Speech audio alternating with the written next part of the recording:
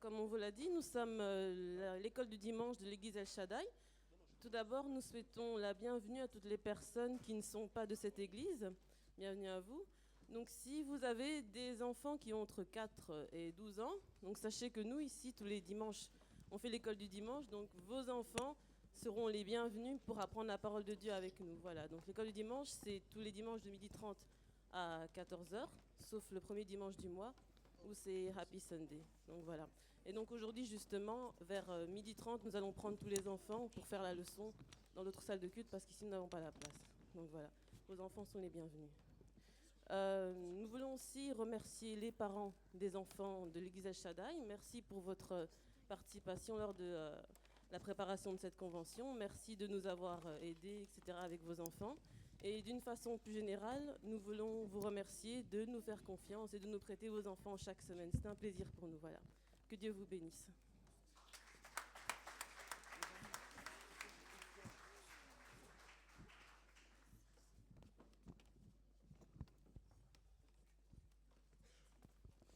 Donc voilà, maintenant on va laisser la place à la petite armée de l'école du dimanche et voilà, j'espère que ça va vous plaire.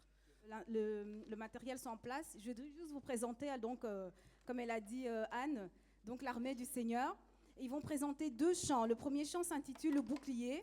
Donc nous savons tous que le bouclier, donc dans la Bible, ça représente le bouclier de la foi. Et le deuxième chant, c'est donc en remerciant le Seigneur de nous avoir donné toutes ces armes. Ils vont présenter un chant qui s'appelle « Je veux te louer ». Donc moi, j'avais ce projet à cœur. Je remercie aussi l'équipe de l'école du dimanche de m'avoir accueilli. Et comme l'a dit le frère Didier, les enfants ne sont pas là seulement pour faire du bruit et pour déranger. Ils sont là aussi en tant que personnes intégrantes de l'église, donc la famille de l'église, et c'est les enfants. Et j'aurais voulu qu'ils... Merci pour eux. Ils ont beaucoup de choses à dire, ils ont beaucoup de choses à faire, à exploiter. Donc, je souhaite vraiment que chaque parent prenne du temps avec son enfant et voit vraiment à quel point ils sont talentueux. Ça sera le...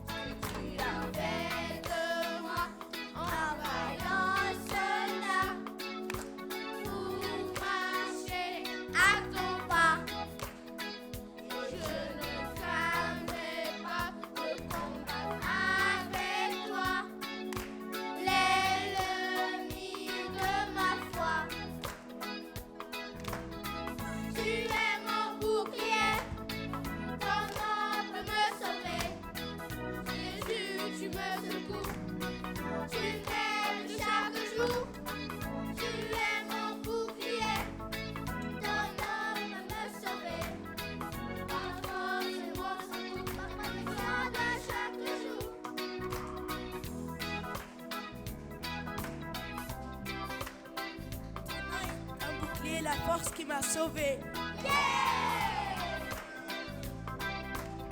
Tu m'entoures de tous côtés, de la tête jusqu'aux pieds.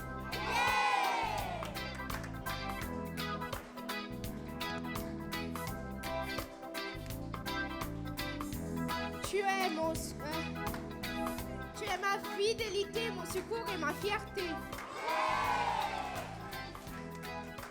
Tu es mon refuge, je prends ce danger, je suis toujours protégée. mon soleil, mon bouclier, avec toi je veux briller. Tu es mon rocher très solide et fortifié.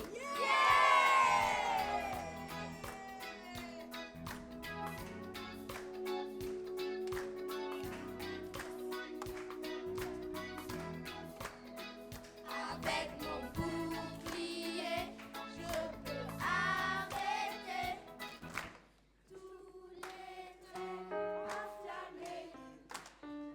Je peux le déplacer et bien me protéger face à tous les dangers. Tu es mon bouclier, ton nom peut me sauver. Jésus, tu me secours, tu m'aides chaque jour. Tu es mon bouclier, ton nom peut me sauver. Ma force et mon secours, ma protection de chaque jour. Tu es mon bouclier, ton nom peut me sauver. Jésus, tu me secours, tu m'aides chaque jour. Tu es mon bouclier, ton nom peut me sauver. Ma force et mon secours, ma protection de chaque jour.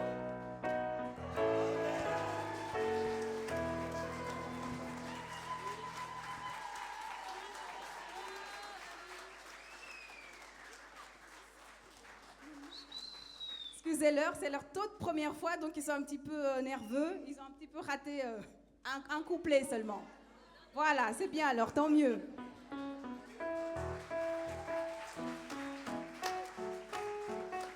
Je profite en même temps pour présenter ceux qui ont, enfin les plus grands. Donc c'est Naëlia, Caleb, Elodie, Samuel, Marc, excusez-moi, Erika et Pedro. Merci. Petit merveilleux. Merci.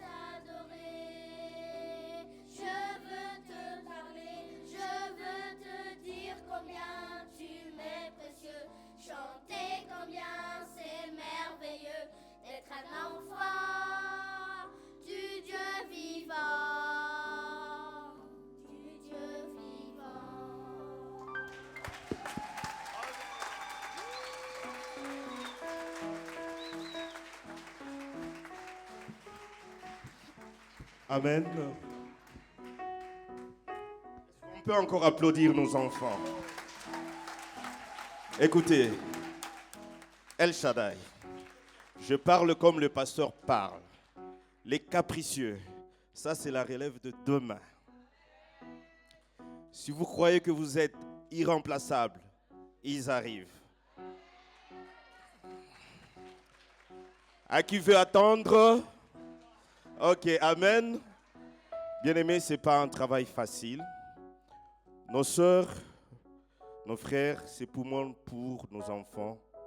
Au moment où que nous suivons le culte tranquillement, eux, parce qu'il y a Jean-Daniel aussi, ils courent de gauche à droite pour les enfants. Ce sont nos enfants.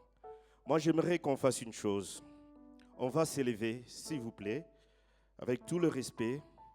Nous allons tendre nos mains vers ces enfants.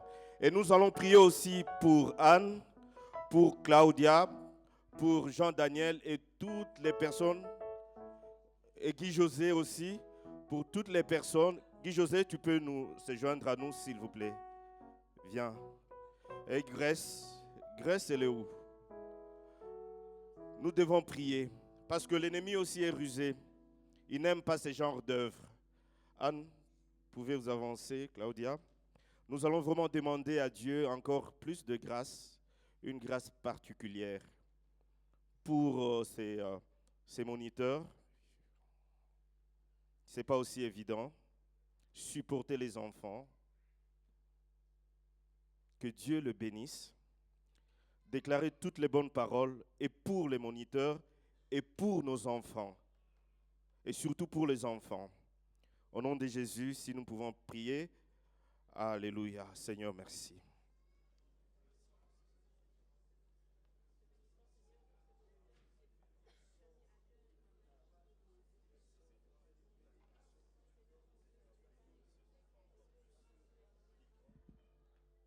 Avant-hier, nous avons été bénis. Hier encore, l'homme de Dieu nous a parlé d'un Dieu qui va au-delà des principes des hommes, au-delà de lois établies. Plus qu'encore, il va au-delà de ses propres principes pour dire que c'est un Dieu d'impossible. Amen. Là où il y a de lois, de règles, dans tous les domaines de nos vies, lui, s'il arrive, il change les choses comme il veut. Il n'a besoin de personne. C'est dans le conseil de sa souveraineté qu'il change des choses. Amen. C'est pourquoi même quand Job s'est posé cette question, mais Seigneur, pourquoi tout ça? Le Seigneur ne lui a pas répondu. Il lui a juste montré ce qu'il a fait tout autour. Quand j'ai créé, est-ce que tu étais là? Pour dire qu'il n'a besoin d'avis d'aucune personne. C'est pourquoi, bien aimé, hier quand nous avons prié, l'homme de Dieu a dit tout simplement que ce que Dieu veut faire puisse rencontrer notre foi. Amen. Et je prie encore que ce matin, que tous nos besoins puissent se tourner vers la croix. Alléluia. Nous allons encore écouter cet homme de Dieu. Des fois, moi, j'aime bien l'écouter. Rester avec lui, comme ces serviteurs qui a placé ses tentes. Seigneur, est-ce qu'on ne peut pas rester ici? Bien aimé, si vous aimez la maison, si vous aimez le Seigneur, il est difficile que vous puissiez se presser pour partir. Parce qu'après, ici, il n'y a pas de vie. Alléluia. Nous allons accueillir l'homme de Dieu, le pasteur Yves Mulungulungu.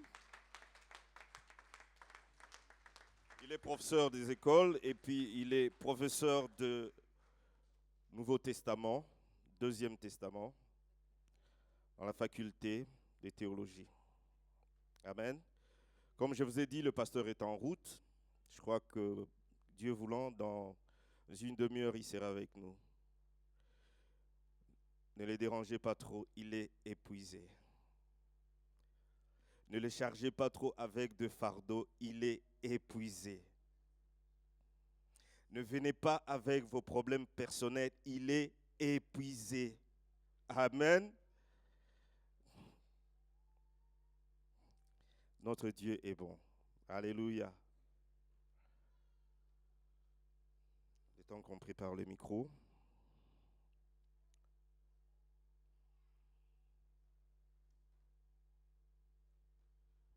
Merci Seigneur.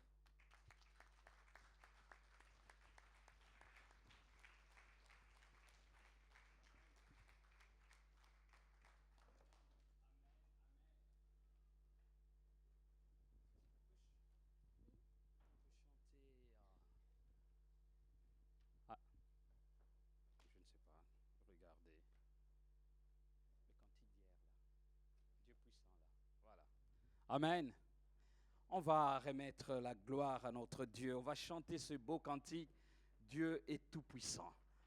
Je vais laisser vraiment ce moment encore entre les mains du Seigneur, avec la même force, avec la même onction d'hier. Notre Dieu est le même hier, aujourd'hui et éternellement. Amen. Voilà, on va chanter et après nous allons proclamer la parole du Seigneur.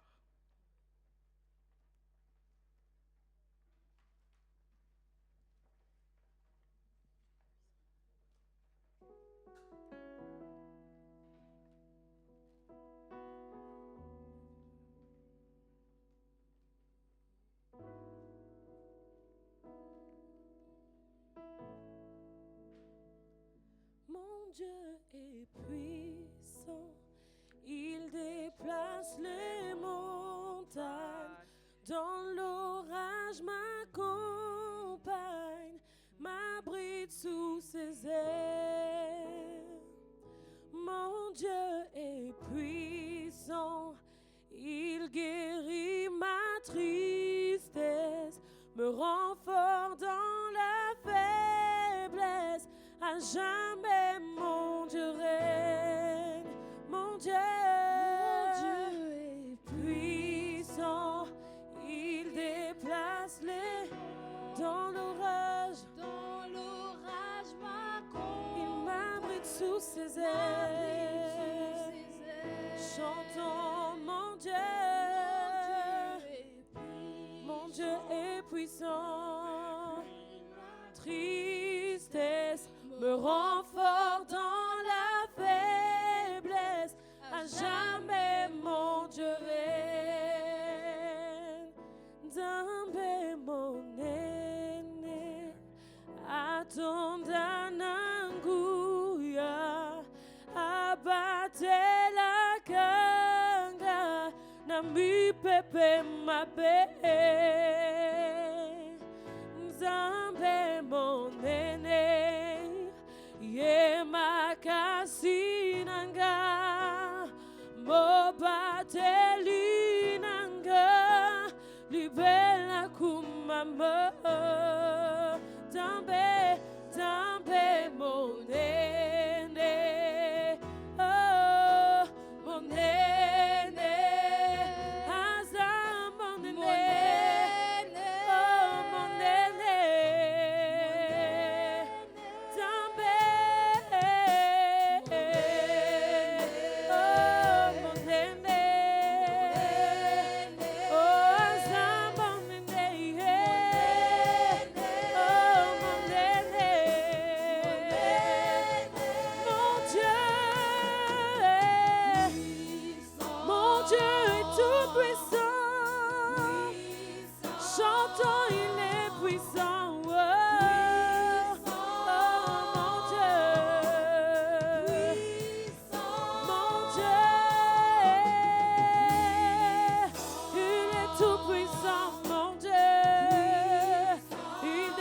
Les montagnes, il est puissant, puissant. Yeah, mon aîné, mon aîné, mon aîné, mon aîné, Asa mon aîné, Asa mon aîné.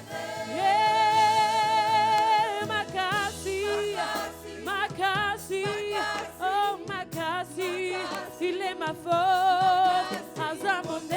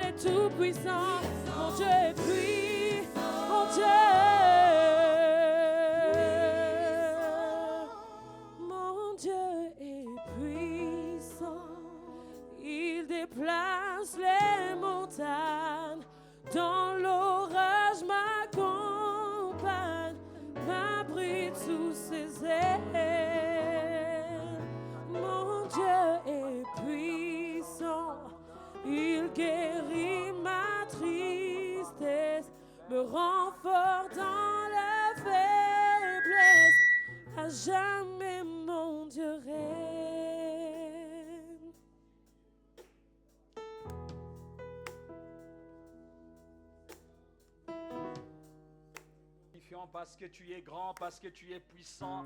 Seigneur, c'est ta puissance qui nous amène à nous tenir devant toi.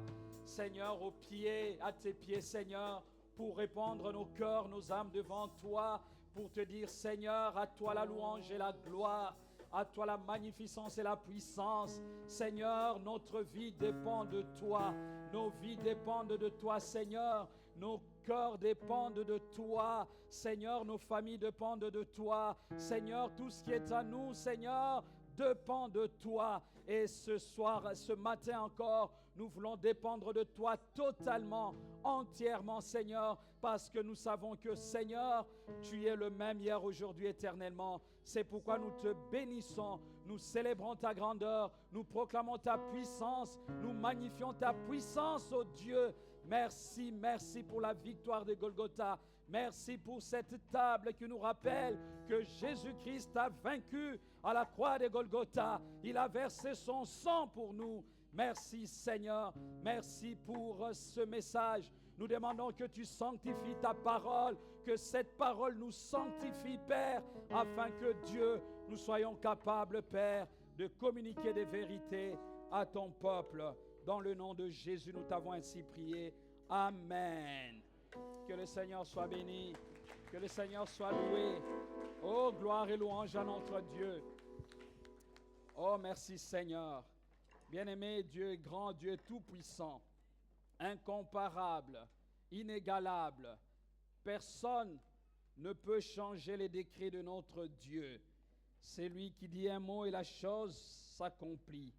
Il fait de grandes choses, il est notre Père, il est notre Dieu. Nous le bénissons pour cela, dans le nom de Jésus. Alléluia. Oh, bien-aimés, comme je l'ai promis, aujourd'hui, nous allons parler du millénium. Mais je vais faire de mon mieux pour ne pas rester dans la théorie, parce que c'est un sujet qui est très vaste. C'est un sujet qui appelle des débats. Il y a des théories. Certains se considèrent comme des prémillénaristes, des gens qui croient que Jésus va d'abord arriver avant le règne, ou bien ceux qui pensent qu'il viendra après ce règne de 1000 ans. Toutes ces théories-là, je ne peux pas les exposer ici. Ce n'est pas le lieu et ce n'est pas un objectif à atteindre. Mais je vais essayer de parler des milléniums de manière pratique, de manière à ce que cette vérité, cette réalité du règne de Jésus pendant 1000 ans, que 1000 ans soient vraiment 1000 ans de manière concrète, ou bien ça soit symbolique, ça ne nous importe pas aujourd'hui. Ce qui nous importe, c'est de savoir, pendant un temps bien défini, le Seigneur régnera. Alléluia. Quand il va venir, il va régner. Quand il va se manifester avec gloire, il nous ouvrira un temps de règne. En matière de chiffres, vous savez, dans le livre d'Apocalypse, c'est vraiment symbolique. Et il y a des Juifs qui sont très, très spécialistes dans ces choses-là. Et d'ailleurs, la Bible nous dit, 1000 ans devant le Seigneur, c'est comme un jour. Un jour, c'est comme 1000 ans. Voilà. Donc, le temps, ça, ce n'est pas un objectif que je veux atteindre en expliquant toutes ces choses. Nous allons lire rapidement dans Apocalypse chapitre 20. J'ai dit que je vais être très, très concret par rapport à la réalité de 1000 ans. Les théories, vous demandez à M. Google, il va vous expliquer certaines choses. Apocalypse chapitre 20, du 1er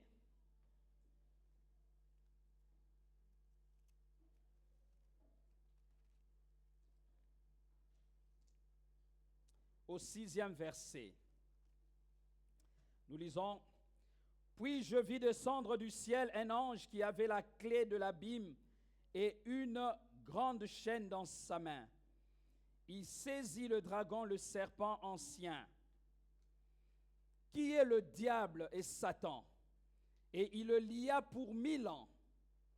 Il le jeta dans l'abîme, fermant et scella l'entrée au-dessus de lui, afin qu'il ne séduise plus les nations jusqu'à ce que les 1000 ans soient accomplis. Après cela, il faut qu'il soit délié pour un peu de temps. Et je vis le trône, et à ceux qui s'y assirent fut donné le pouvoir de juger. Et je vis les âmes de ceux qui avaient été décapités à cause du témoignage de Jésus et à cause de la parole de Dieu, et de ceux qui n'avaient pas adoré la bête ni son image, et qui n'avaient pas reçu la marque sur leur front ni sur leurs mains. Ils revinrent à la vie et ils régnèrent avec Christ pendant 1000 ans. Les autres morts ne revinrent point à la vie jusqu'à ce que les 1000 ans soient accomplis. C'est la première résurrection. Heureux et saints ceux qui ont part à la première résurrection. La seconde mort n'a point de pouvoir sur eux, mais ils seront sacrificateurs de Dieu et de Christ, et ils régneront avec lui pendant 1000 ans. Amen. Le règne de 1000 ans est une réalité, bien-aimée dans le Seigneur. Jésus régnera sur la terre. Il y a beaucoup de promesses que nous proclamons aujourd'hui. Il faut continuer à les proclamer. Ça vous donne de l'assurance, mais leur accomplissement, leur plein accomplissement ne se réalisera pas maintenant. Amen. Quand le Christ va régner sur la terre, il va introduire par sa victoire sur l'Antéchrist le faux prophète et Satan. Il va démontrer son règne sur ces êtres-là. L'Antichrist et les faux prophètes sont jetés dans le temps de feu et de soufre. Satan est lié et perd ainsi toute sa puissance d'action. La fin du règne de 1000 ans sur la terre est marquée par une dernière révolte de Satan qui, délié pour un peu de temps, séduit les nations et les entraîne à sa suite à se rebeller contre Dieu. Mais définitivement vaincu, Satan est à son tour jeté dans le temps de feu et de soufre. L'ennemi que nous sommes en train de combattre, bien-aimés, dans le Seigneur, c'est un ennemi qui va être lié définitivement. Alléluia. Il sera lié et empêché de séduire les nations. Les saints de tout le temps régneront avec Christ. La paix va régner sur la terre, la justice sera établie sur la terre. Israël est un témoin pour les autres nations. On dit même que Israël, c'est l'horloge de Dieu pour les nations. La nature sera même affranchie de la malédiction. Vous savez que la nature est tombée dans la malédiction à cause de nous, à cause d'Adam et d'Ève.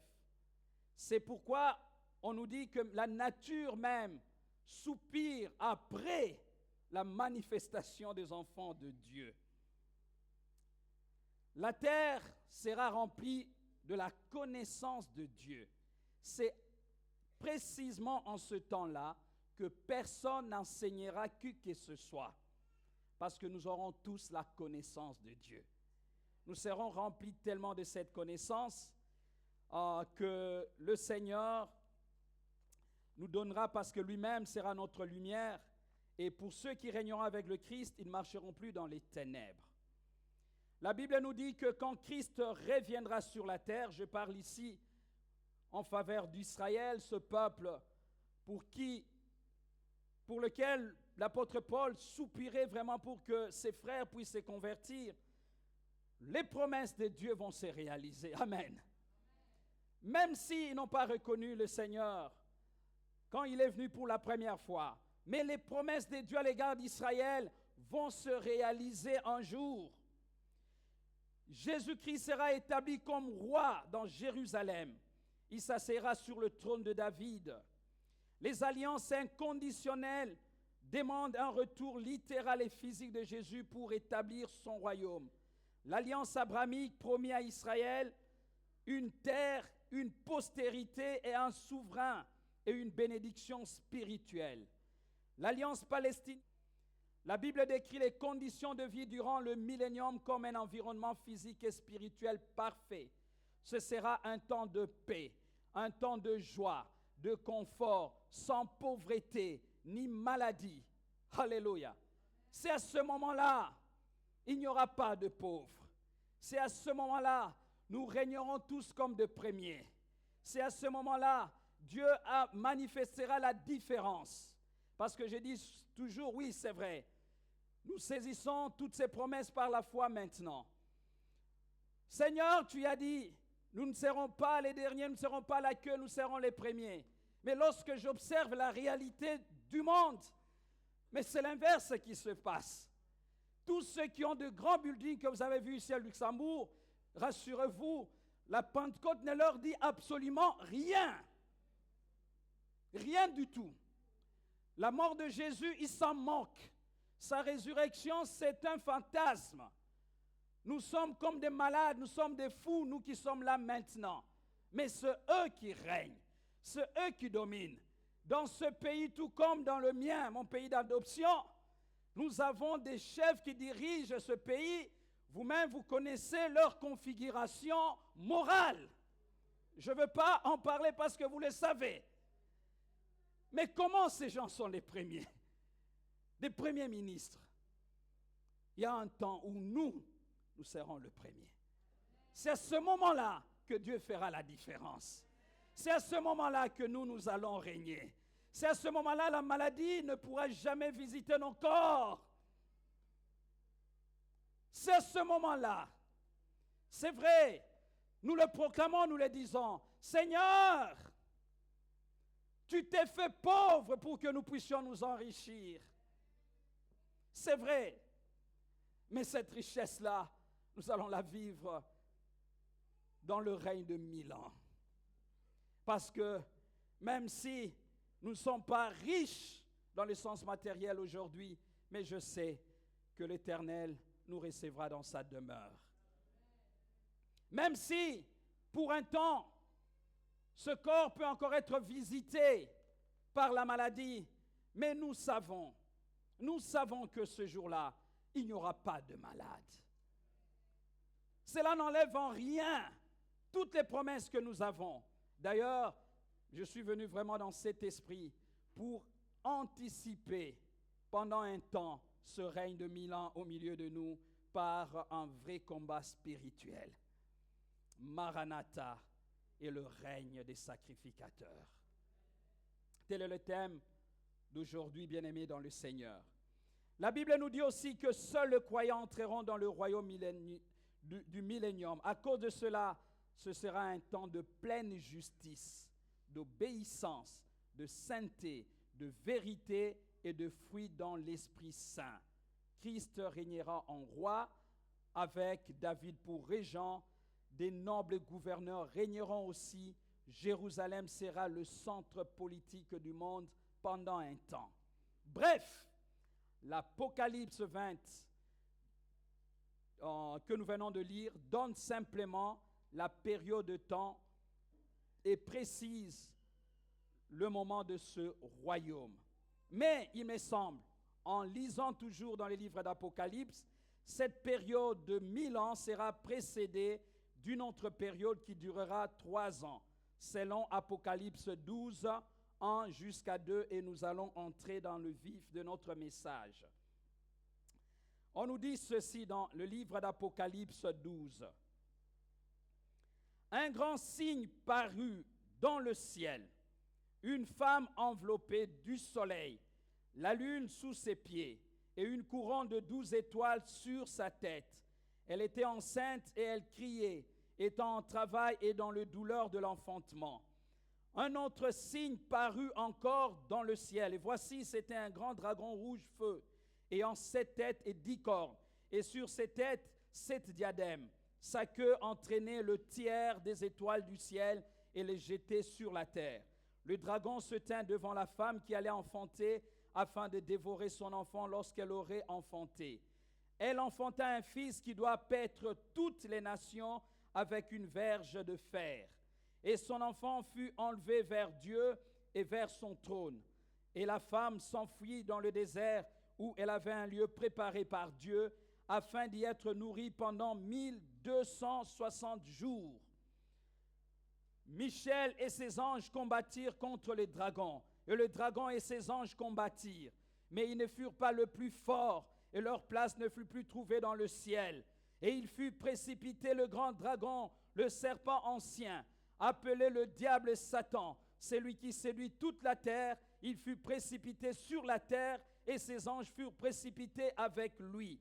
Et j'entends dans le ciel une voix forte qui disait: maintenant le salut est arrivé, ainsi que la puissance et le règne de notre Dieu et l'autorité de son Christ, car il a été précipité, l'accusateur de nos frères, c'est lui qui les accusait devant notre Dieu jour et nuit.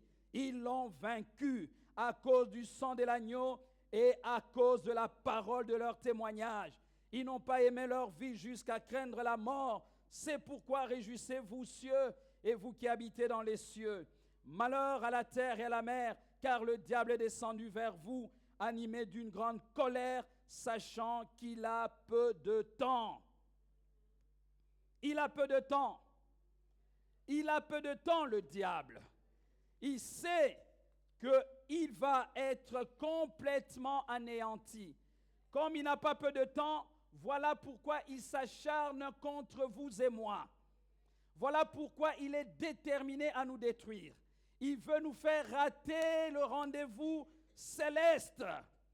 Bien-aimés, le message sur le millénium nous montre la victoire finale de Jésus sur le diable et son royaume. Autrement dit, il nous révèle le sort final du diable. C'est pour dire tout simplement que nous combattons un ennemi qui est certes déjà vaincu par Jésus-Christ à la croix, mais qui sera totalement écrasé lors de la seconde venue de Jésus. Alléluia. Bien-aimés, le combat spirituel est une réalité. Tant que le diable ne sera pas encore définitivement et littéralement arrêté.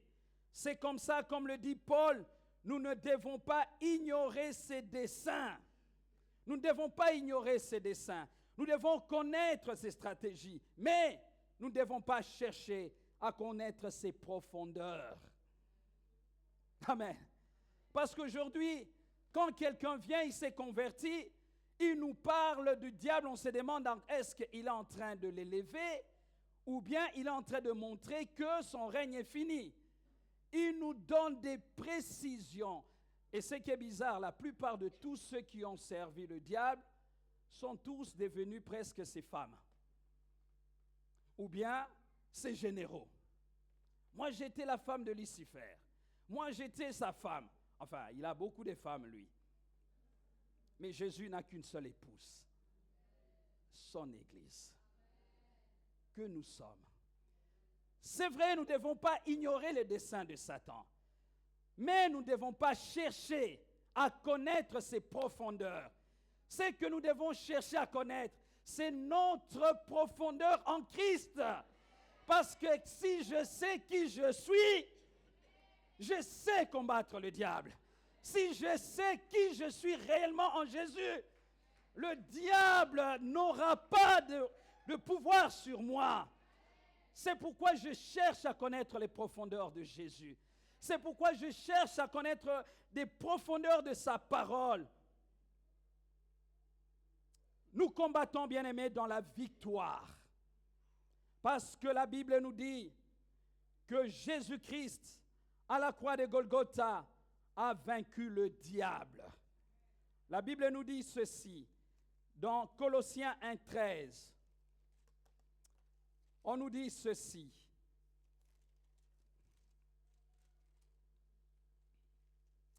Colossiens 1,13.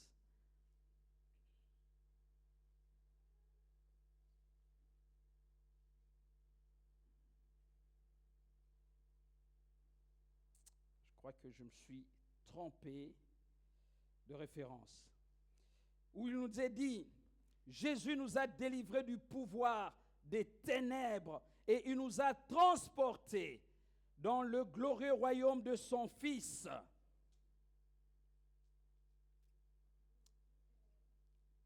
Ah oui, je suis dans Philippiens, je suis désolé. Pardonnez-moi.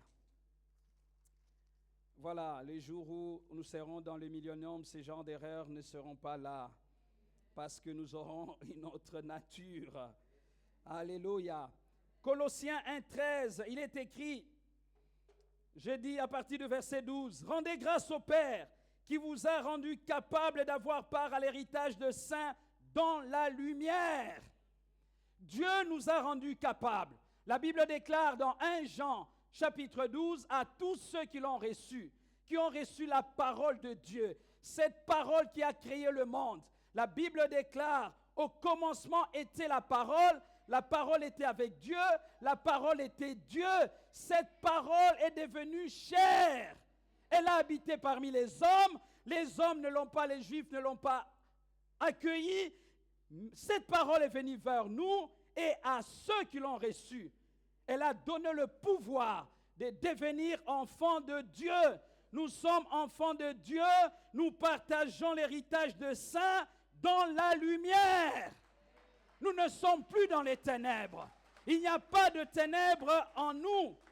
Alors, on nous dit ceci. Il nous a délivrés de la puissance des ténèbres et nous a transportés dans le royaume de son Fils bien-aimé, à qui nous avons la rédemption, le pardon de péché. Comme le bien-aimé disait hier, il y a eu déménagement. Il y a eu déménagement sur le plan spirituel. Il nous a délivrés de la puissance des ténèbres.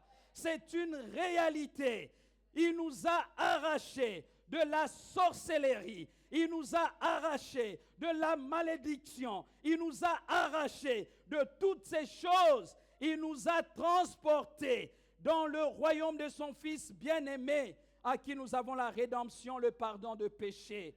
Bien-aimés dans le Seigneur, nous vivons dans le royaume de Dieu. Nous sommes les enfants de lumière. C'est pourquoi nous devons connaître les profondeurs de notre position en Christ. Il est dit aussi dans Colossiens 2,14, « Il a effacé l'acte dont les ordonnances nous condamnaient et qui subsistait contre nous, et il a éliminé en le clouant à la croix. Il a dépouillé les dominations et les autorités. Il les a livrées publiquement en spectacle, en triomphant d'elles par la croix. » Alléluia. Il a vaincu l'acte dont les ordonnances nous condamnaient. Jésus-Christ a déchiré ça à la croix. De manière prophétique, j'annonce que les actes dont les ordonnances t'ont condamné, avant que tu viennes dans cette convention, je t'annonce que le Seigneur, à cause de ton assiduité, à cause de ton attachement à ce Dieu d'El Shaddai, a déchiré les ordonnances dont les actes te condamnaient. Je ne connais pas ces ordonnances. Je ne connais pas ces actes. Mais je t'annonce qu'il l'a déchiré. Oh, même si le médecin a dit que tu es condamné, à la croix de Golgotha, tu peux saisir ta victoire. Tu peux dire l'acte dont les ordonnances médicales, mais condamné. Jésus-Christ a détruit cela à la croix. Il l'a fait. Je suis étonné. Aujourd'hui, enfant de Dieu, dans la maison de Dieu, on a peur des sorciers. Laissez-moi vous dire, bien-aimés dans le Seigneur, je ne connais pas le monde de Satan. Je n'ai jamais été dans ce monde-là. Je n'ai pas fait la magie. Je n'ai pas côtoyé ces milieux. Par l'éducation chrétienne catholique que j'ai reçue, nos parents nous ont préservés de ces contacts-là. Donc moi, le mystère de Satan, qu'il est comme ça, qu'il fait ceci, c'est bien, j'entends, j'écoute. Mais ce que j'arrive à connaître par la grâce de Dieu, c'est le mystère de Jésus-Christ. Parce que ce mystère est au-dessus. Et les gens qui ont été dans ce monde-là nous apprennent que la sorcellerie, c'est vraiment une bêtise dans le royaume de Satan. Ce sont des petits qui servent, qui font la sorcellerie. C'est un truc vraiment des gamins. C'est vraiment l'école du dimanche chez le diable.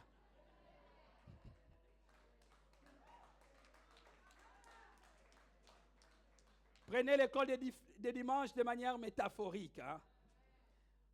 C'est vraiment l'école de bébé, c'est la garderie. Quand vous voyez les sorciers, il est encore à l'école maternelle. Il ne connaît pas les profondeurs du diable. Alors toi qui vis en Christ, toi qui es revêtu de la puissance de Dieu, toi qui as accepté Jésus comme Seigneur et Sauveur, comment tu peux encore avoir peur des sorciers?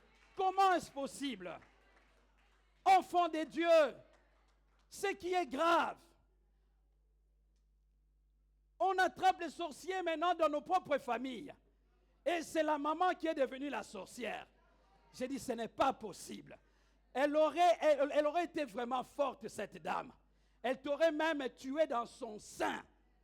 Elle ne l'a pas fait. Tu es sorti. Elle t'aurait même empêché d'étudier. Tu as étudié. Elle t'aurait même empêché d'avoir le diplôme. Tu as obtenu le diplôme. Je m'excuse, c'est mon épouse. Pardon, excusez-moi. Oui, tu m'appelles. Alors, je suis désolé. Elle t'aurait même empêché d'avoir ce diplôme. Tu y es né. Tu as connu des milieux bizarres. Tu as traversé des montagnes et des collines. Tu as pris les avions, mais ces avions ne sont jamais tombés. Et alors que tu étais dans le péché, on ne t'a pas bouffé. Dans ta famille, il y a des vrais sorciers. Au village, tu sais que ton grand-père est un vrai sorcier. Il est patenté comme tel dans tous les villages. Et tu le sais, tes tantes sont des sorcières. Ils ne t'ont pas tué. Maintenant, tu acceptes l'agneau de Dieu dans ta vie comme Seigneur et Sauveur. C'est maintenant qu'ils vont te tuer. Non, ta vie est cachée en Christ. Ta vie est cachée en Christ. Là où je voulais en venir, une telle sœur, elle a peur, elle tombe enceinte, et un prophète vient lui dire, ne dis à personne. Mais vous avez déjà vu une grossesse à qui on dit à personne, dont on ne parle pas. Une grossesse. Cache-toi même dans ta cave. Mais un jour, tu devras accoucher. Un jour, on devra voir. Mais ce qui m'étonne, ne dit à personne, c'est souvent à sa propre maman. Si tu es dans cette catégorie de femmes, je t'ordonne au nom de Jésus de quitter ce monde-là. Parce que cette maman n'a pas réussi à empêcher au bébé de venir, je ne sais pas par quelle puissance elles vont l'enlever. Par quelle puissance elles vont l'enlever. Mes enfants vont venir. J'en ai 3. La première consultation, on est parti voir, mon épouse est allée, le médecin lui dit, madame, tu enlèves cet enfant parce que tu as des fibromes. Et la place de l'utérus ne peut contenir un bébé que pendant 6 mois. Donc, tu auras un prématuré. On enlève le bébé et puis on va enlever les fibromes. Comme ça, tu peux concevoir. Sagesse, intelligence des hommes. Quand cet enfant est entré dans le ventre, tu étais où?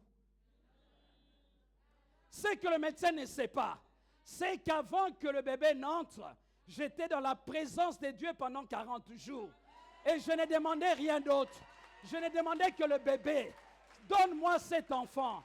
Donne-moi un enfant. Donne-moi un enfant. Seigneur, je ne savais même pas pourquoi je devais entrer dans le jeûne et la prière. C'est lorsque j'ai obéi. 40 jours, je ne demandais que cet enfant. Mon épouse qui habitait au Canada, dès qu'elle est arrivée, le bébé est venu. Maintenant, toi, tu vas décider du sort de cet enfant. Moi-même, je suis allé. J'ai écouté cette femme. J'ai dit à mon épouse, elle me parle comme le diable me parle. Jésus dit, mes brebis entendront ma voix et ils me reconnaîtront. Cette voix-là, ce n'est pas la voix du maître. Cette voix-là, c'est la voix du diable. J'ai dit à mon épouse, moi, je ne verrai plus cette femme. Elle téléphone à une maman qui avait la sagesse de lui dire, ma fille, tu fuis cette dame. Tu fais ce que ton mari dit. Et l'enfant est allé jusqu'à 8 mois, je crois, 1 semaine. Tout le médecin, on a consulté, elle était même hospitalisée en clinique. Donc, tous les services gynécologiques, tout le médecin unanime. L'enfant évolue bien, l'enfant grandit, mais on voit qu'il y a un problème avec ses fibromes. On ne sait pas. Après, une nous dit, j'ai l'impression que c'est nous qui vous faisons peur. Parce que cet enfant, tel qu'on voit, il grandit normalement. Mais ce qui est sûr, c'est que madame, vous ne pourrez pas accoucher par la voie basse. L'enfant viendra par la voie haute. Alors, j'ai dit, voilà, je n'ignore pas tes desseins, Satan. Maintenant, fibrome, tu laisses passer royalement ma fille. Maintenant, tu montes. Et ma fille se positionne en dessous. Et la place doit se libérer. Je vous assure, 3 enfants sont passés par la voie basse. 3 enfants. Sans intervention. Alléluia. 3 enfants par la voie basse. Parce que quand ces enfants sont entrés, tu étais où?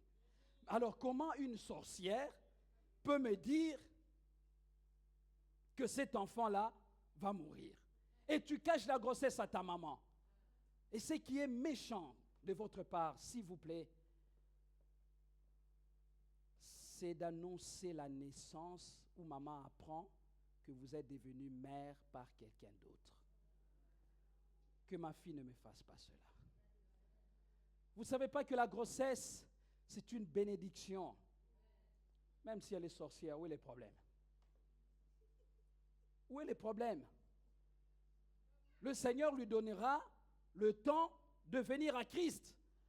Maman, j'attends famille. Amen. Merci ma fille. Qu'elle aille tourner les calebasses comme elle veut, qu'elle aille danser la nuit, c'est son problème. J'ai fait mon devoir d'enfant, je t'ai partagé la bonne nouvelle. Oh, vous savez, quand Hérode avait appris qu'il y a un enfant qui était né, il avait organisé même toute une armée pour aller identifier cet enfant afin de le tuer. Mais le Seigneur n'a pas voulu que cet enfant ne meure. Ton enfant ne mourra pas. Il n'y a aucun sorcier qui va détruire cet enfant. Je t'annonce de la part de Dieu qu'il n'y a aucun sorcier. Parce que Moïse a été abandonné par sa mère. Alors que, regardez cet enfant, c'est là où j'aime vraiment la sagesse de Dieu. Oh Seigneur, quel est le principe qui pouvait sortir cet enfant des eaux? Sa propre maman. C'est pourquoi j'ai dit même ma mère, si elle m'abandonnait, si elle était encore de cette terre, le Seigneur ne m'abandonnera pas. Même dans les eaux. Sa maman l'abandonne, ce n'est pas parce qu'il n'aime pas cet enfant, mais c'est parce que tout simplement elle est limitée dans sa nature humaine. Il y a la loi qui pèse. Si je laisse cet enfant, on va tuer. Mais je la dépose quand même dans l'espoir que le Dieu d'Israël va récupérer mon bébé. Et c'est ce que Dieu a fait. Cet enfant dans des eaux remplies de crocodiles. Il était dans le Nil. On pouvait le bouffer. Il était face au danger. Seul. La maman s'est éloignée. Seul. Mais il n'était pas seul parce qu'il y avait le destin de Dieu sur cet enfant. Il n'était pas seul, abandonné par les hommes. Moïse n'a même pas intercédé. Il était là dans l'eau, sans intercession. Seigneur, tu tues mes ennemis. Seigneur, non! Ils sont nombreux, je sais, mais celui qui m'a créé est plus grand qu'eux. Et la sagesse de Dieu va dépêcher la fille même de celui qui veut tuer les enfants. La sagesse de Dieu va dépêcher quelqu'un pour te faire du bien. La sagesse de Dieu viendra te recueillir. La sagesse de Dieu viendra te prendre, même si tu es abandonné, même si tu es délaissé, tout simplement parce que l'acte dans les ordonnances t'est condamné. Jésus-Christ a brisé cela à la croix. Dieu, par un principe nouveau, a annulé les ordonnances du Pharaon. Il dit, Pharaon, toi tu as prescrit une ordonnance contre cet enfant, mais moi qui t'ai créé, je vais donner une autre ordonnance. Écoute-moi, je signe maintenant. Malgré ton ordonnance, c'est toi qui dois élever ce gamin-là. Malgré ton ordonnance, c'est dans ta maison. C'est toi qui dois les prendre. OK? Pharaon ne pouvait dire quoi d'autre? Amen, chef, à vos ordres. Malgré son ordonnance, c'est un enfant hébreu. Selon la loi, tu dois le tuer. Mais Dieu est passé dessus. Il a prescrit, il a écrit une autre ordonnance. Les actes dont les ordonnances nous condamnaient. Jésus a déchiré cela à la croix. C'est pourquoi laissez les sorciers manger tranquillement. Moi, ils ne me font pas du tout peur. Mais leur problème, c'est qu'ils ne viennent pas dans mes affaires. Parce que là, il y aura un règlement de compte, comme aujourd'hui. On va régler leur compte maintenant, là, aujourd'hui. Il a dépouillé les dominations et les autorités. Il les a livrées publiquement en spectacle, en triomphant d'elles par la croix. De manière spectaculaire, l'ennemi est vaincu. Oh, le bien-aimé qui nous avait conduits ici hier avait dit, nous avons l'ADN de Dieu. Amen. I know who I am. Je sais qui je suis. Le Fils de Dieu est apparu pour détruire les œuvres du diable. Bien-aimés, notre combat est directement dirigé contre le diable et ses œuvres. Quand Moïse a grandi, Dieu l'a envoyé. Dieu lui a demandé de retourner, d'aller libérer son peuple. Alors Moïse, qui a grandi dans la maison de Pharaon, il connaît que les pharaons, dans cette maison-là, il y a des sorciers. C'est la sorcellerie, la plus haute sorcellerie qui existait à l'époque. Moïse dit à Dieu, mais si je vais là-bas et on me pose la question, qui es-tu? Qui t'a envoyé? Voilà, c'est ma petite famille. Que le Seigneur soit béni. Alors, qui t'a envoyé? Qui est ce Dieu-là? Voilà, les trois là qui sont passés de manière royale.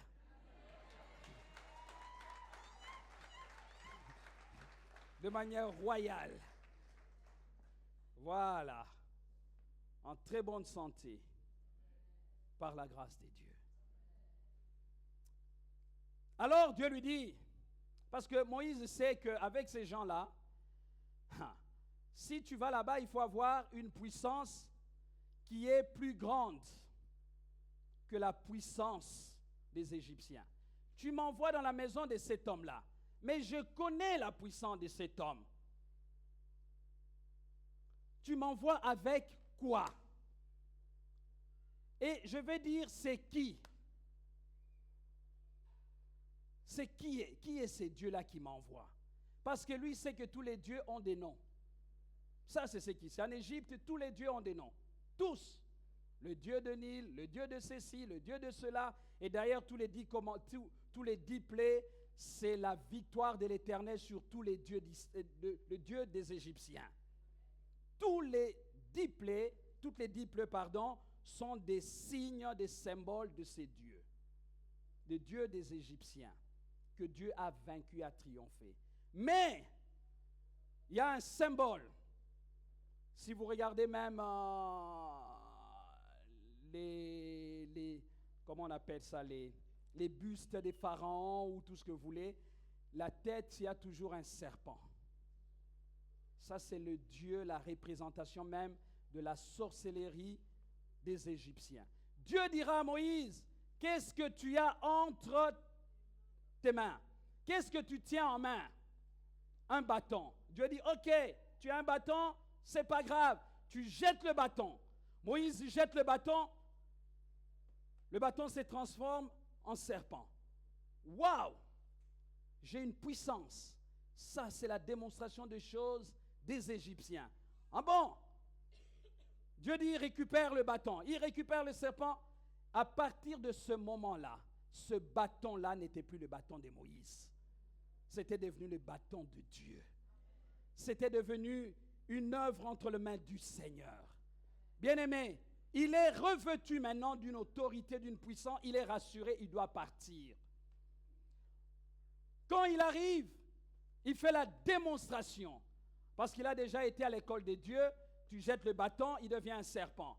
Il arrive chez Pharaon, il fait la même démonstration.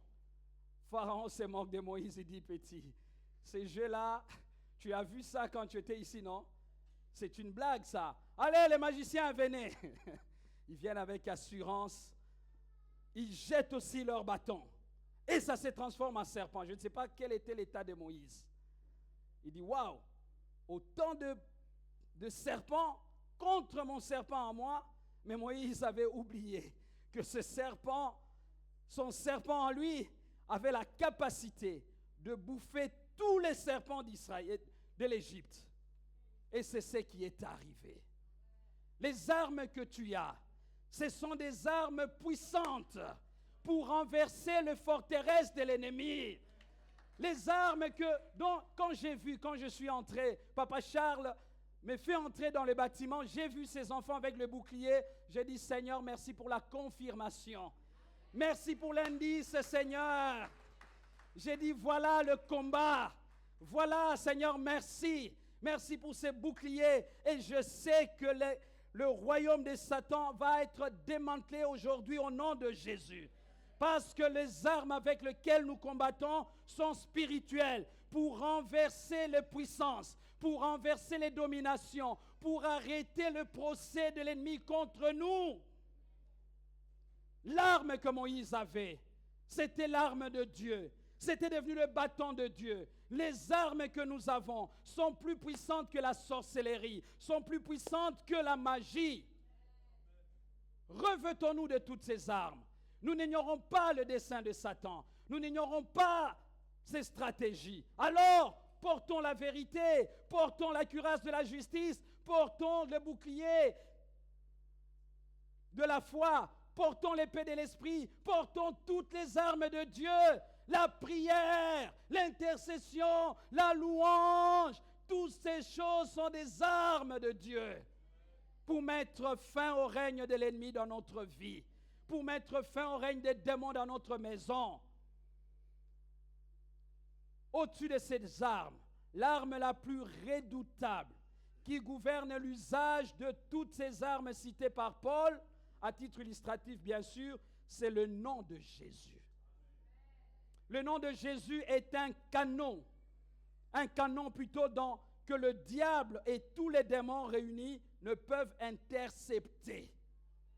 Vous savez, à un moment donné, les Américains avaient des appareils pour intercepter, ils ont même encore aujourd'hui, pour intercepter des bombes, des canons, je ne sais pas quoi. Mais là, le diable n'a rien. Le nom de Jésus pulvérise toutes les œuvres du diable. Le chasse et met en déroute les démons. Le nom de Jésus nous sauve. Le nom de Jésus nous libère. Le nom de Jésus nous guérit. Il n'y a rien. Le diable n'a rien contre nous. Il ne peut rien faire. Rien. Les apôtres se retrouvent après avoir été revêtus du Saint-Esprit dans les livres des Actes. Ils arrivent un jour au temple. Ils trouvent un monsieur qui était paralytique, malade, qu'on venait déposer devant le temple. Cet homme avait presque 38-40 ans de maladie. Toute une génération presque. Il était là devant le temple. Pendant toutes ces années, ces gens-là étaient gentils, c'est vrai. Ils venaient le déposer, ils partaient, et eux entraient. Ils étaient gentils parce qu'ils permettaient à cet homme de manger le pain dans sa chair.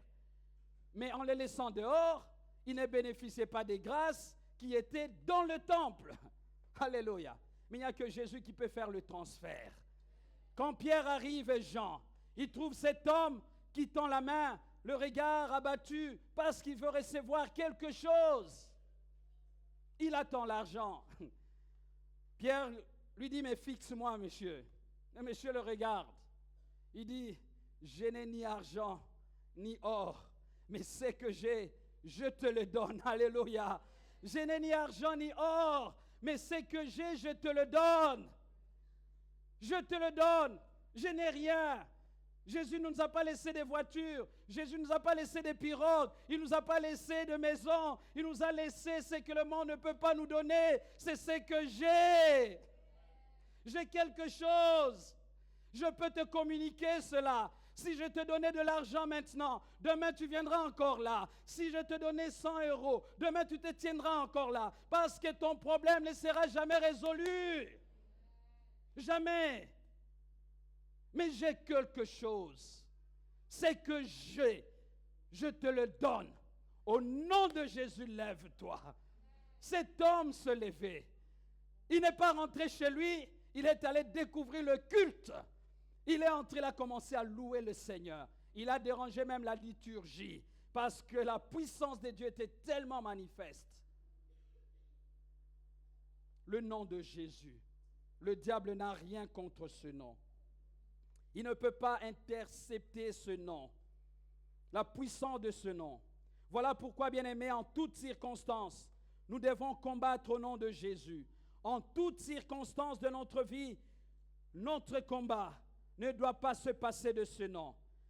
Tu peux lier comme tu veux, mais si tu ne le fais pas au nom de Jésus, tu passes à côté. C'est pourquoi Jésus, avant de partir, il va dire à ses disciples,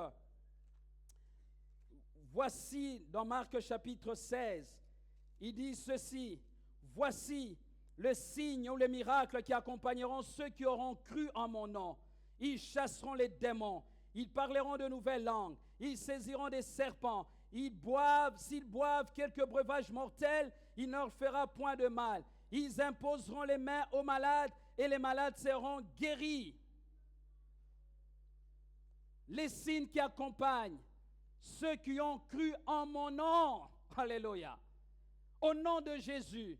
Marc 16 à partir de 17. Au nom de Jésus, nous renversons des montagnes. Au nom de Jésus, un enfant peut chasser un démon. Amen. Au nom de Jésus. Au nom de Jésus. Un jour, les disciples sont venus voir Jésus. Ils disent, Seigneur, nous étions en train de nous promener, nous avons vu un homme qui chasse les démons en ton nom. Mais ce qui est bizarre, cet homme n'est pas avec nous. Nous avons voulu lui en empêcher. Jésus dit, non. Il ne faut pas faire ça. Ce qu'il fait, ce n'est pas contre nous. Celui qui n'est pas contre nous, il est avec nous. Parce que cet homme qui ne suivait pas Jésus avec les apôtres avait compris le secret du nom de Jésus. Même les enfants nous rendent des témoignages. Papa, j'ai dormi dans la nuit, pendant que ça s'agitait, j'ai crié au nom de Jésus, il est parti. Qui n'a jamais entendu ça? Le nom de Jésus. Le combat contre le diable, nous l'avons vaincu. Seulement, nous ne revêtons pas des armes qui conviennent pour le combattre. Nos armes sont spirituelles, bien-aimés. Nos armes sont spirituelles pour neutraliser les œuvres de Satan.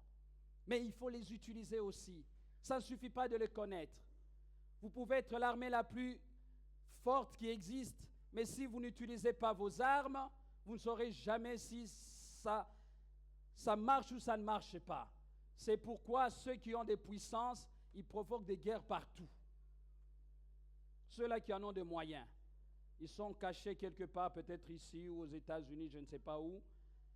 Ils expérimentent leurs armes en provoquant des guerres partout parce qu'ils veulent savoir quelle est la capacité de feu qu'ils ont.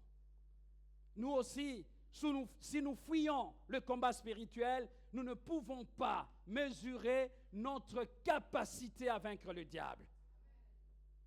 Il ne faut pas fuir le combat. Il faut s'engager. Il faut porter les armes qu'il faut. Lorsque la maladie arrive, je prends les armes qu'il me faut pour mettre fin à cette maladie dans ma vie. Lorsque le médecin me dit quelque chose, je sais que le nom de Jésus est là. Deuxième nature de combat, à part le diable et le démon, c'est le combat qui consiste à s'opposer ou à s'attaquer à tout système humain qui se ligue contre nous. Je dis bien système humain, parce que là aussi, le diable commence à jouer avec la vie des enfants de Dieu. Il ne vient pas avec des cornes, mais il se cache derrière les gens. Il crée tout un système pour nous combattre. Il est là, mais on va parler de ce système-là un peu.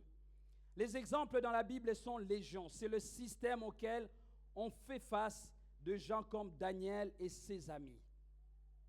Le système où tu n'as rien fait au travail, mais directement on invente une chose contre toi. Tu te dis, Seigneur, où est-ce que je vais mettre ma tête? Ils ont fabriqué quelque chose. J'en ai vécu, je suis passé par là. J'étais délégué syndical. J'ai eu le malheur de mettre la main sur les dossiers financiers de l'école, un projet, et j'ai trouvé des erreurs. Et j'ai dit ça à l'Assemblée générale. J'ai reçu la foudre de la direction comme ce n'est pas possible. Et pourtant, je n'ai pas accusé. Je n'ai pas dit qu'on a volé, mais tout simplement parce que j'ai mis la main dessus et j'en ai parlé. On a commencé à inventer tout. Le harcèlement, j'en ai vécu. Je suis allé même dans les services spécialisés pour ça. J'ai même écrit. J'ai connu ces choses. Et à partir de ce moment, j'ai pris conscience qu'il y a tout un système humain que le diable organise pour casser les enfants de Dieu. Ce système existe dans votre travail. Il faut que nous arrivions, nous ayons les armes qu'il faut pour combattre ces gens.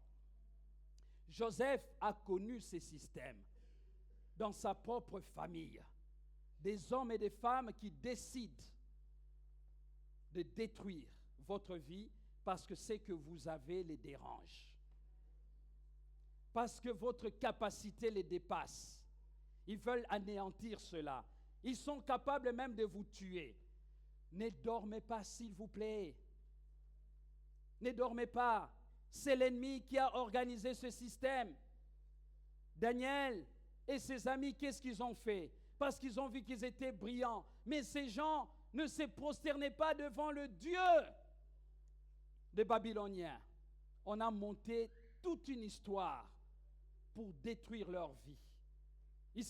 Daniel s'est retrouvé dans la fosse aux lions, mais heureusement, son Dieu ne l'a pas abandonné. Il est puissant, il est Dieu, ces dieux-là.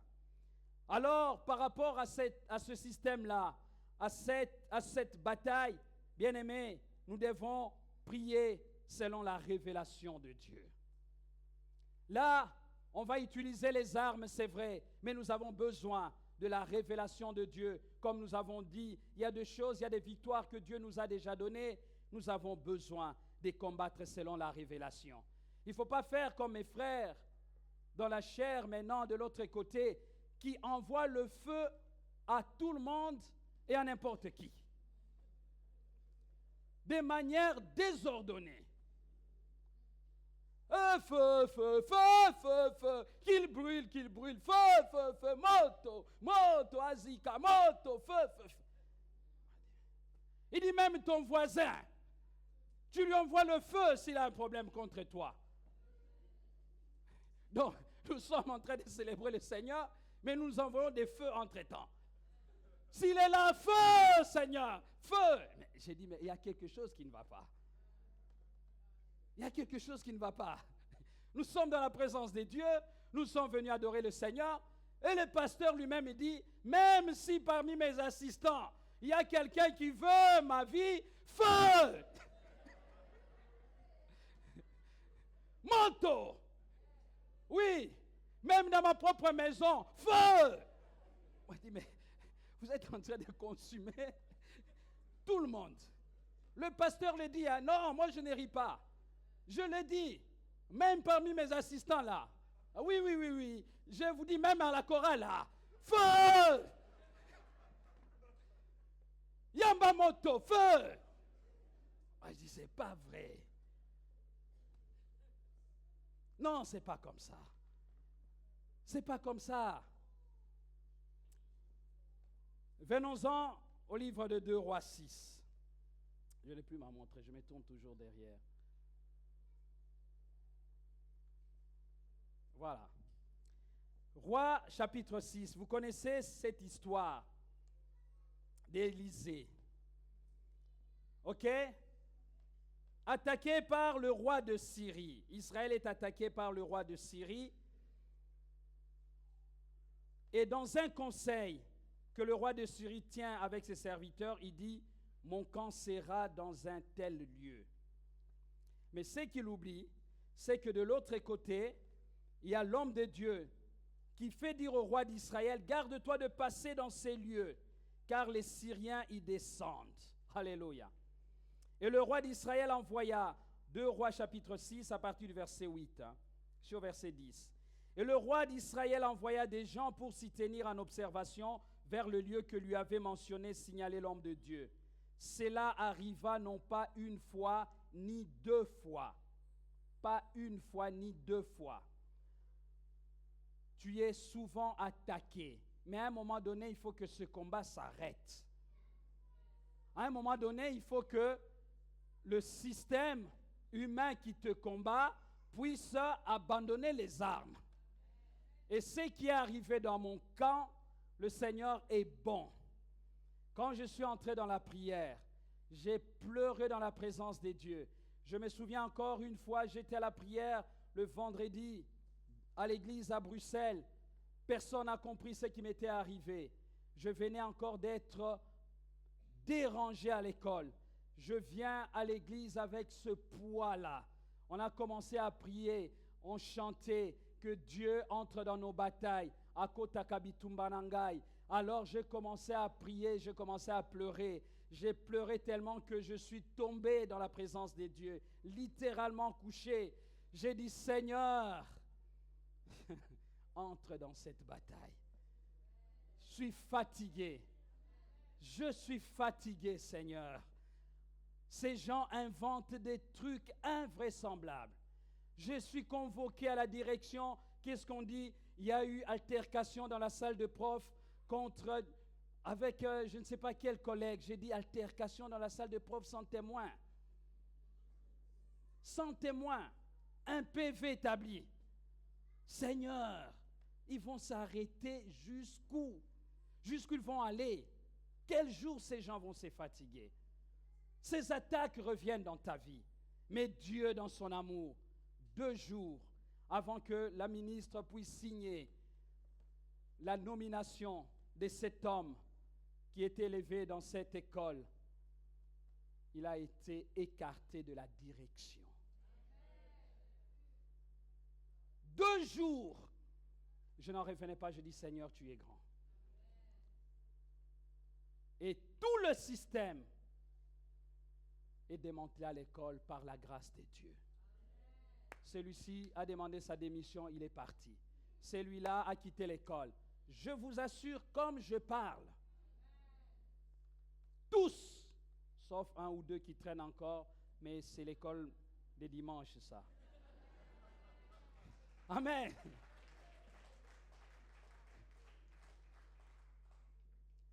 Il faut qu'à un moment donné, ce combat s'arrête.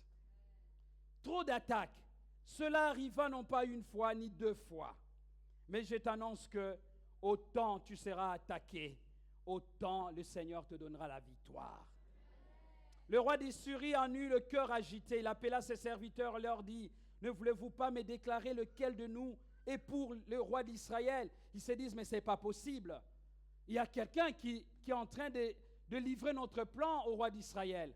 Moi, il y a quelqu'un, un ouvrier, je crois, même un collègue, ayant vu comment j'étais en train de combattre, il me dit, mais toi, tu n'as pas encore quitté cette école. Moi, il dit, c'est pas à moi de quitter l'école. Pourquoi je dois quitter? Alors, il dit à l'autre, lui, il a des gris-gris. Au fond de moi, j'ai dit, oui, effectivement, j'en ai. Mon gris-gris, c'est Jésus-Christ. Alors, l'un de ses serviteurs répondit, personne au roi, mais Élisée le prophète qui est en Israël rapporte au roi d'Israël les paroles que tu prononces dans ta chambre. Combattre selon la révélation de Dieu. Tes ennemis doivent savoir qui tu es, que tu es là, que tu existes. Tu ne dois pas passer inaperçu. Tu dois relever la tête au travail. Tu dois relever la tête dans la vie, dans la famille. Alors, le roi va envoyer de chevaux de char une forte troupe qui arrive de nuit et qui enveloppe la ville. Le serviteur de l'homme de Dieu se leva de bon matin, sortit, et voici une troupe entourait la ville avec de chevaux et des chars. Et le serviteur dit à l'homme de Dieu, « Ah, mon Seigneur, comment ferons-nous » Il répondit, « Ne crains point, car ceux qui sont avec nous sont en plus grand nombre que ceux qui sont avec eux. » Ceux qui sont avec nous sont plus nombreux. Vous ne le voyez pas, c'est vrai. Au travail, peut-être c'est le chef. Au travail, c'est ta collègue. Au travail, je ne sais pas c'est qui. Tout un système contre toi. Parce que tu es enfant de Dieu. Parce que tu as le sceau de Dieu sur toi. Parce que tu as la lumière qui brille. C'est pourquoi tu as tous ces problèmes-là. Mais tu n'es pas seul au travail. Ces gens-là vont t'attaquer, mais ils ne te mettront jamais le dos au sol. Jamais. Élisée pria et dit, « Éternel, ouvre ses yeux pour qu'il voie. » Et l'Éternel ouvrit les yeux du serviteur qui vit la montagne pleine de chevaux et de chars de feu autour d'Élisée. Alléluia. Les Syriens descendirent vers Élisée. Il adressa alors cette prière à l'Éternel. Voilà la prière que tu peux adresser à Dieu. Daigne frapper d'aveuglement cette nation. Et l'Éternel les frappa d'aveuglement selon la parole d'Élisée. Ce que tu lieras sur la terre sera lié dans les cieux. Il y a une puissance dans ta parole. Ne confesse pas ta chute. Ce n'est pas à toi de fuir, mais c'est à eux de fuir. Ce n'est pas à moi de quitter l'école, mais c'est à eux de partir. Ce n'est pas à toi de changer le travail. C'est à eux de demander leur démission. Et ils vont le faire pour que tu trouves la tranquillité. Frappe ces gens d'aveuglement, Seigneur. Brouille leur radar, parce que moi je dois passer. Même à la commune, je dis toujours, n'utilisons pas le racisme comme justification. Le raciste, le plus raciste là, j'aime qu'il soit à la commune. Parce que le jour où moi je veux venir, ce jour-là, vous voyez, des fois vous vous réveillez, vous avez la grippe qui ne s'arrête qu'à 11 heures. Dieu lui enverra cette grippe-là. Parce que Dieu sait que moi je veux venir à la commune. Et on me donnera le papier, ça sera signé. Quand il va venir, il dit, comment vous avez fait? C'est déjà fait, il est parti. Amen. Dieu est capable de le faire. Ou des maux de ventre qui arrivent de manière spontanée là. Et ça arrive le matin. Il appelle le chef, je vais voir d'ici là si je vais venir. Tout simplement, c'est parce que c'est Dieu qui te garde chez toi. Parce que son enfant doit passer. Alors que le raciste continue à être là. Nous aussi, nous sommes là. Mais ils ne nous vaincront pas. Je vous ai dit, le pasteur Henri est devenu directeur. Ce sont des blancs. Le pouvoir organisateur des blancs. On est venu lui dire, c'est toi que Dieu a dit, tu dois être le préfet. Et il règne sur ce monde-là. Tu dois prier par révélation. Alors, tu dois utiliser ta parole. Il y a une puissance dans ta parole. Je ne pourrai pas descendre si je ne parle pas de Mardochée et d'Esther. Très rapidement. Et c'est là que j'aimerais que tu saisisses. Après avoir compris ce qu'ils sont en train de faire. Tu as aussi la prière, tu as aussi le jeûne. Il y a des esprits qui ne peuvent partir que par le jeûne et la prière. Lorsque le Seigneur a commencé à changer des choses, encore une fois là, c'est la sagesse de Dieu. Dieu va faire perdre même le sommeil au roi, rien que pour prendre ton dossier en main, pour savoir qu'est-ce qu'on a fait à cet homme qui a sauvé un jour la vie du roi. Là où je veux en venir, c'est que lorsqu'on a découvert que c'était Aman qui complotait le système, cet homme dit, je dois anéantir cet homme. Ce n'est pas possible qu'il ne se prosterne pas devant moi. Lorsque toutes ces choses sont arrivées, là où je voulais en venir, c'est qu'un jour, Esther dit, Seigneur, il dit au roi, mais j'aimerais que tu fasses encore autre chose pour nous. Parce qu'on veut, il y a un projet vraiment d'extermination de tout le peuple. Aman avait déjà laissé des choses de manière à ce qu'on détruise Israël. Là où j'aime la sagesse de Dieu, c'est que le roi va prendre le bâton, le sceau, il va remettre à Esther en disant, écris toi-même ce que tu veux que cela t'arrive. Écris toi-même ce que tu veux que ça arrive aux enfants d'Israël. Non seulement je proclame, non seulement je dis des choses, les choses arrivent, mais j'ai la capacité de changer les ordonnances de ma vie. J'ai la capacité, par Jésus-Christ, de changer les ordonnances et d'écrire ce que je veux que cela arrive à moi, que cela arrive dans ma maison, que cela arrive dans mon église, que cela arrive au travail. Et pour que cet homme puisse partir, j'ai été rapide. Le Seigneur m'a amené à étudier ce livre d'Esther, verset par verset, dans sa présence et à genoux. Oh, j'ai vu comment le Seigneur est capable de renverser les choses.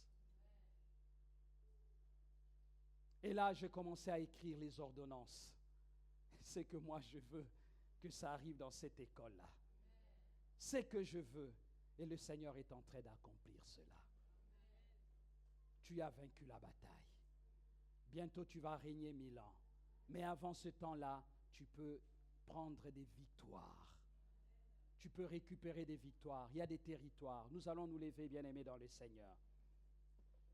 Nous allons prier notre Dieu. Il y a des victoires, il y a des combats à livrer, il y a des victoires à remporter. Le millénium, c'est le règne de Jésus-Christ sur le diable, sur tout son système. N'envoie pas de feu au hasard. Vous brûlez tout. Tout. Ça ne va pas, non? Non, bien-aimé dans le Seigneur. La révélation de Dieu dans le combat spirituel. Seigneur, montre à cet homme. Ouvre ses yeux pour qu'il voie. Si Dieu pouvait te montrer ce que tu es réellement dans ce combat-là, je crois que tu changerais ta stratégie. Tu fais peur aux gens. C'est toi qui fais peur à tes ennemis. Eux, ils s'agitent physiquement, mais spirituellement, ils savent qu'ils ne peuvent rien contre toi. Rien du tout. Oh, si je vous parlais de cette expérience au travail, je ne terminerai pas. Ils n'ont jamais compris comment ils n'arrivaient jamais à m'avoir. Et comment le Seigneur a renversé tout ce qu'ils faisaient. Parce que Dieu est de mon côté. Alors, tu connais le combat de ta vie. C'est toi qui connais les combats de ta vie. Tu as les armes spirituelles, tu as l'arme la plus redoutable, le nom de Jésus. Tu dois prier pour la révélation, que Dieu t'ouvre tes yeux pour que tu vois comment tu vas mettre fin au règne de l'ennemi dans ta vie. Mais puis, tu dois écrire ce que tu veux. Tu dois écrire toi. Le roi te donne le sceau aujourd'hui pour que tu écrives cela, pour que tu dises ce que tu veux par rapport à tes enfants, par rapport à ton foyer, par rapport à l'Église. Alléluia, nous allons prier le Seigneur pendant que nos bien-aimés nous conduisent. Je pensais qu'ils allaient déjà commencer à chanter. Nous allons prier le Seigneur notre Dieu Alléluia. Tu es le véritable Dieu qui nous donne la victoire. Tu es l'Éternel qui nous donne la victoire sur le diable et son royaume. Tu es l'Éternel qui nous donne la victoire sur les démons. Tu es l'Éternel qui nous donne la victoire sur nos ennemis. Tu es l'Éternel qui nous donne la victoire, Seigneur. Alléluia, ce combat n'est pas mon combat, c'est le combat de l'Éternel. Cette bataille n'est pas ton bataille, c'est la bataille éternelle. L'Éternel a dit un jour aux enfants d'Israël, vous ne verrez plus vos ennemis, vous ne les verrez plus. Dieu veut mettre fin au combat que vous traversez afin que vous ne voyez plus vos ennemis. Le nom de Jésus renverse les puissances. Dieu est capable de vous libérer de toute situation par la grâce de son esprit. Alléluia.